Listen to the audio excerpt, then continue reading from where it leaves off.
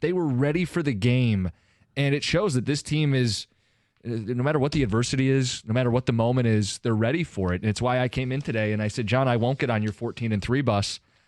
I'm in the express lane, 15-2 for this football team. Like, TJ, what adversity? You're in the HOV lane. Like, TJ, think about it. Well, who's the loss to, Jim? Well, I don't know. Call your shot. But think about it. Like, who are they going to? It doesn't matter what adversity they face. They lose Aiden Hutchinson. Doesn't matter. They lose Brian Branch. Doesn't matter. They go outdoors. They go on the road. They play the Vikings. They play the Packers. It doesn't matter. TJ, before you answer the question, because we do want to know, are you more on the 15-2 bandwagon or the 14-3 bus? Is Jim Costa has a track record, and it's a recent track record. Maybe it's recency bias.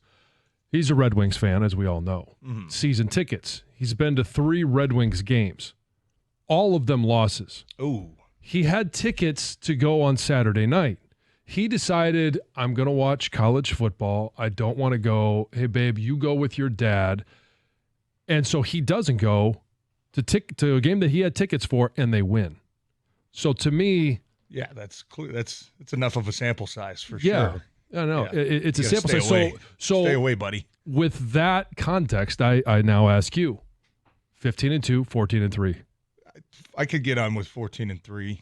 Is being realistic. So negative. So no, I mean 15-2 would be incredible. Can they beat everybody? Yeah, 14-3 would be incredible. If they can play this way for an entire season, yeah, they're not going to lose again. They're good enough to beat everybody. But I'm not going to hold them to that expectation. They'll be favored every game the rest of the way. I agree with you. Have you been a part of a team that was clearly the better team on a Sunday, yet lost? Oh, yeah. No doubt. I think we were 12-0 in 2011, and we lost to Kansas City, who was just fired their coach. We were like 1-10. But this the bounce back game. But TJ, no, it happens. Can they lose? Yeah. Sure, and I guess I'm building in one loss for that. That they would lose 2 more times this season. Like even spots like Tennessee would be a letdown spot. He has the team ready. Like what is it going to be that they would trip up? It feels like they're ready for all of this. That they're so unified that they don't let things slip through the cracks with the details during the week, and then on game day they execute. With you, but I think it's realistic to say you still got 4 division games left, and division You've games already beaten 2 of them at their place. Okay, one of them you needed a walk-off field goal. I'm not, saying there was a bad win or anything, but division games are tough, man. Yep. They are. We saw last year, right? Green Bay came in here, and last time you went to Chicago, it seems like that's like the next hurdle, man, is Jared Goff doesn't play good at Chicago. I think that we've still got a couple more weeks before we see that, but that's always a tough game. Buffalo's going to be a tough game. San Fran, who knows by the time December comes around, healthy. We're so far away from that game.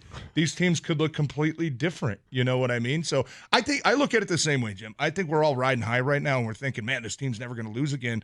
It's kind of the same. Do you expect Jared Goff to continue to complete 80% of his passes the rest of the season? Right. It feels ridiculous. Like, you know what I mean? Like, that's kind of an unfair standard to hold it to and be like, the first time he goes below 70%, you're going to be like, oh, Jared Goff, like, man, he stinks again. Costa You know what I mean? But it's like, to expect them to go win every single game is like expecting Jared Goff to go play every game with 2 incompletions. But I'm at the point where if he threw for 55% completion, I go, well, they probably ran for 200 yards, or the defense probably scored a touchdown, or the special teams probably scored a touchdown. Like, they always pick each other up. I'm with you, but I think it's the expectation that it's just going to continue to happen. They've earned it.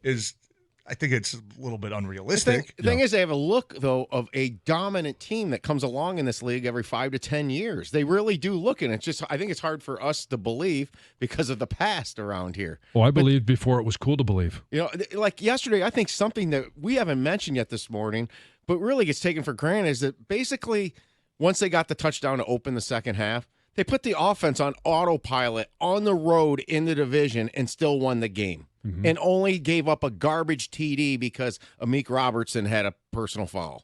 Seriously, you think about that. They weren't going to give up a touchdown at all in the game, and that's a testament to Aaron Glenn. And we don't even know if he could see the play sheet, and the defense was ready to go. Did you, TJ? You didn't see it because you were at the game, but his glasses. Yeah, I saw it on the TV broadcast a couple times. But and I had since Aiden Hutchinson went out, 3.5 games, right? The second half, Dallas, you let up 3 points. That defense had 4 takeaways. Minnesota, you let up 22, right? We fumbled the ball, gave them 6 points. You had to take away that game. Tennessee, 14 points, 4 takeaways. Yeah. Yesterday, Green Bay didn't score a touchdown until 3.5 minutes left in the game. And obviously, you had the pick 6. That defense outscored Green Bay's offense for 56 minutes.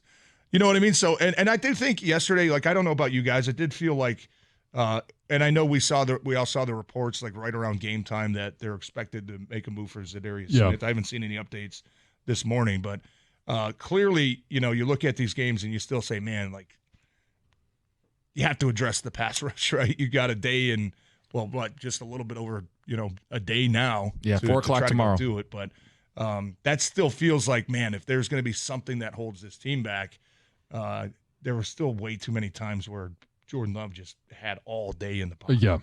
Oh, he did. He had plenty of time. I still think that's, we can't overlook the fact that we're on a winning streak. Everything's going great. You still got to find ways to improve. I would agree. I think you can acknowledge how dominant this team is and say, put another log on the fire, right? Yeah. Add more, get better.